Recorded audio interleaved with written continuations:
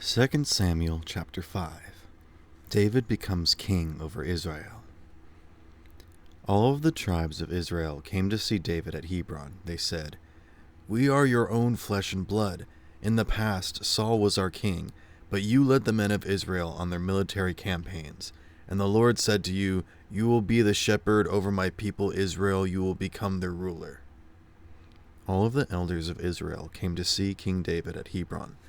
There, the king made a covenant with them in the sight of the Lord. They anointed David as king over Israel. David was 30 years old when he became king. He ruled for 40 years. In Hebron, he ruled over Judah for 7.5 years. In Jerusalem, he ruled over all of Israel and Judah for 33 years. David captures Jerusalem. The king and his men marched to Jerusalem. They went to attack the Jebusites who lived there. The Jebusites said to David, "You won't get in here. Even blind people and those who are disabled can keep you from coming in." They thought, "David can't get in here." But David captured the fort of Zion. It became known as the City of David. On that day, David said, "Anyone who wins the battle over the Jebusites will have to crawl through the water tunnel to get into the city. That's the only way he can reach those disabled and blind enemies of mine." That's why people say, "Those who are blind and disabled won't enter David's palace." David moved into the fort. He called it the City of David. He built up the area around the fort. He filled in the low places. He started at the bottom and worked his way up. David became more and more powerful. That's because the Lord God who rules over all was with him. Hiram was king of Tyre. He sent messengers to David.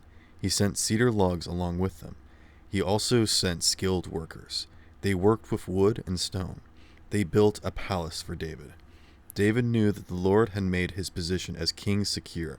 He knew that he had made him king over the whole nation of Israel.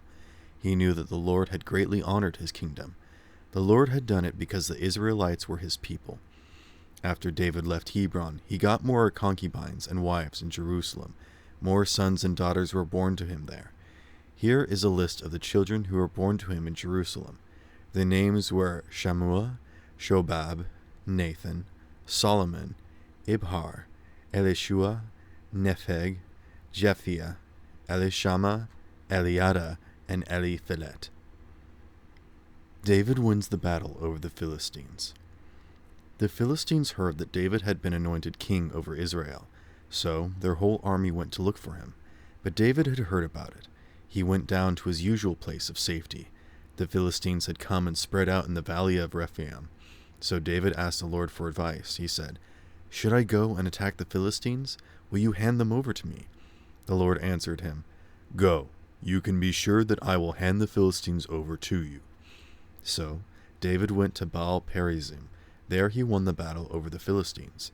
He said, "The Lord has broken through against my enemies when I have attacked them, just as the water breaks through a dam." That's why the place was called Baal Perazim. The Philistines left the statues of their gods there, so David and his men carried the statues off. Once more the Philistines came up. They spread out in the valley of Rephaim. So David asked the Lord for advice. The Lord answered, "Do not go straight up. Instead, circle around behind them. Attack them in front of the balsam trees. Listen for the sound of marching in the tops of the trees. Then move quickly. The sound will mean that I have gone out in front of you. I will strike down the Philistine army." So David did just as the Lord had commanded. He struck down the Philistines. He struck them down from Gibeon all the way to Gezer.